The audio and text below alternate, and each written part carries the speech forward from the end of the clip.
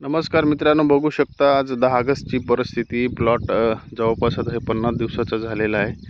तर अशा प्रकारे सध्या सतत पाऊस चालू आहे. इकडे निंदन वगैरे झालेलं आहे. सतत पावसामुळे हळद थोडी स्ट्रेसमध्ये गेलेली आहे. तरी पण बघू शकता पानावरची अशी ग्रीनरी वगैरे आहे.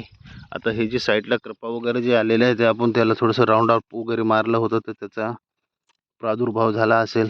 त्याच्यामुळे हे पानं आपण असे जमले तेवढे असे खराब झालेले आहेत. तर शक्यतो आपण राऊंडअप मारणे टाळण्याची गरजेचं आहे. राऊंडअपच्या किमतीमध्ये जर निंदन होत असेल तर नक्कीच ते करायला पाहिजे.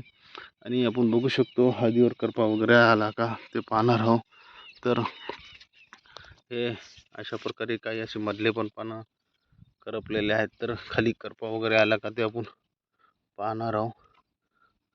सड वगैरे झाली का ते पाहणार आहोत. तर सड वगैरे काय इथे दिसत नाही आहे.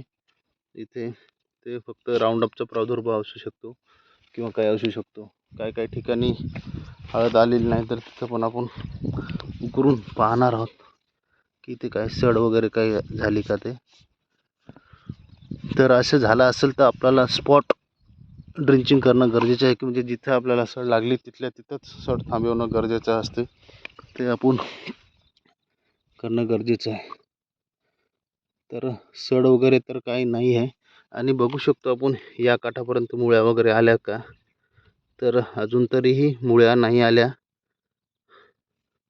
आणि आपल्याला भर जर टाकायचा असेल तर भर हे इथला भर हा इथं न टाकता इथला भर हा इकडे दोन्ही साईडनं जाणं गरजेचं असतं. तर बघू शकता स्टमची साईज कशी आहे, स्टम कशा प्रकारे आहेत ते आपण पाहू शकतो. स्टम एकदम ग्रीनरी वगैरे हे तर तुम्ही सांगा कसे वाटते ते. आणि पानाची साईज एकदम चकाकी वगैरे आहे. तर थोड्या बहुत प्रमाणात आपल्याला कीटक वगैरे दिसत आहे. तर त्याच्यामध्ये आपण सापळे जर उभे केले, येलो सापळे, ग्रीन सापळे जे असतात ते 100 ते 200 रुपयापर्यंत पाकिट भेटते. आणि त्या पाकिटामुळे आपल्याला नवीन फुटवे निघत आहे. तुम्हाला लक्षात येणार का नाही हे नवीन फुटवा मी जे हात लावलं होते हे नवीन फुटवा आलेले आहेत. तर अशा प्रकारे आपण पाहू शकतो प्लॉटची ग्रीनरी. आता हे मुळ्या वगैरे जे आहे तर हे इथपर्यंत आलेले आहे. तर आपण 15-20 दिवसामध्ये याला खताचा डोस देणार आहोत. आणि खताचा डोस दिल्यानंतर याला भर टाकणार आहोत, जेणेकरून आपल्याला पुन्हा भर टाकायचं काम नाही. सोबतच भर टाकणे आणि खताचा डोस देणे हे आपण कंटिन्यू करणार आहोत. तर आता जे काही करपा वगैरे जे आल्यासारखं दिसत आहे तर हे आहे ना, तर हे राऊंडअपचा प्रादुर्भाव आहे असं आपलं प्राथमिक अंदाज आहे. तर बाकी इकडे सड वगैरे रुनी वगैरे तर काही नाही आहे. हे बघू शकता असे खोंब आपण टाकले होते. हे आता खरं तर आपल्या प्रेमापोटी हा व्हिडिओ बनवत आहे, कारण की जे नवीन शेतकरी आहेत त्यांना माहिती झालं पाहिजे. नाहीतर उगाचच काही कामाचं नाही. हे बघू शकतो हे असं हे जे राऊंडअपचा प्रादुर्भाव आणि हा स्ट्रेसमध्ये गेलेली त्याच्यावर हे पडल्यानंतर. आता राऊंडअपचं कसं असते, जिच्यावर पडला तो खल्लास, जमिनीवर पडला तो न्यूट्रल होतो.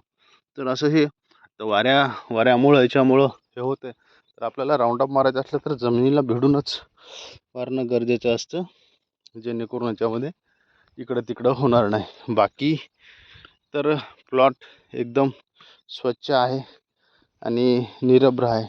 तर थोडं आपल्याला निंदण्याचं कौशल्य घेणं गरजेचं आहे. आता अजून 10 दिवसामध्ये झपाट्याने हळदीची वाढ होणार आहे. आता कारण की जोपर्यंत 40-45 दिवस होत नाही तोपर्यंत हळद काही हे होत नाही.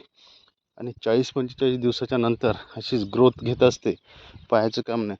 फक्त हळदीला सड आणि हुमणी रुनी लागू नये. बाकी खत थोडं कमी जास्त झालं तरी उत्पन्नात काही फरक पडत नाही, पण सडीमुळे फार उत्पन्नात फरक पडू शकतो. हे एक महत्त्वाचं. आणि जमलं तेवढं शक्य तेवढं प्लॉट स्वच्छ राहिला तर खूपच चांगला, जेणेकरून निरभ्र राहील. त्याच्यामध्ये आपण बघू शकता कोथिंबीर वगैरे घेतला होता. कोथिंबीर वगैरे आता मार्केटला येईल आणि त्याच्यातून आपल्याला थोडे बहुत उत्पन्न मिळू शकते. हा प्रायोगिक तत्त्वावर आपण केलेला प्रयोग आहे कोथिंबीरचा, जेणेकरून आपल्याला भविष्यात त्याचा उदरनिर्वाह होईल. तर बघू शकता हे अशा प्रकारे हा प्लॉट आहे. आणि हा प्लॉट कसा वाटला तुम्ही नक्कीच सांगा.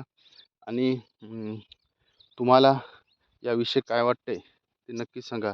आणि आपल्याकडील हळदीची परिस्थिती काय. आता हे जे असे खड्डे वगैरे जे पडले ना, तर इथं रुण्या वगैरे होत्या, तर औषध पडल्यानंतर ते स्थलांतरित झाल्या, मरून गेल्या.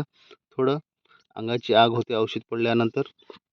तर या प्रकारे हे असं झालेलं आहे आणि ते निघून गेलेल्या. शक्यता झाल्यास आपण ड्रेचिंग आहे ना पाठीवरच्या पंपानं करायची. त्याला आळवणी वगैरे म्हणतात काही भागामध्ये. तर तसं झालं ना तर उत्पन्नामध्ये फार फायदा होऊ शकतो. हे बघू शकता हे असे इथे काहीतरी वन्यजीव असतील तर कुठं येतात. तर अशा प्रकारे स्वच्छ प्लॉट ठेवणं गरजेचं असते. बघू शकता सिस्टमची ग्रीनरी वगैरे स्वच्छ आहे. आणि आता येणाऱ्या काळामध्ये आपण 1261 सोडणार आहोत, जेणेकरून त्याचा फायदा फुटवे निघण्यासाठी होणार आहे. साधारणतः हाईट आता हे टोंगळ्याच्या वर झालेली आहे.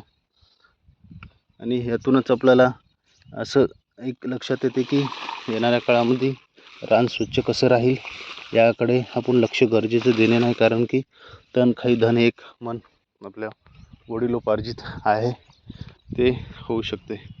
तर चॅनलवर नवीन असाल तर नक्कीच चॅनलला सबस्क्राईब करा. जुने असाल तर इतर व्हिडिओ शेअर करा. व्हिडिओ कसा वाटला नक्कीच सांगा. धन्यवाद.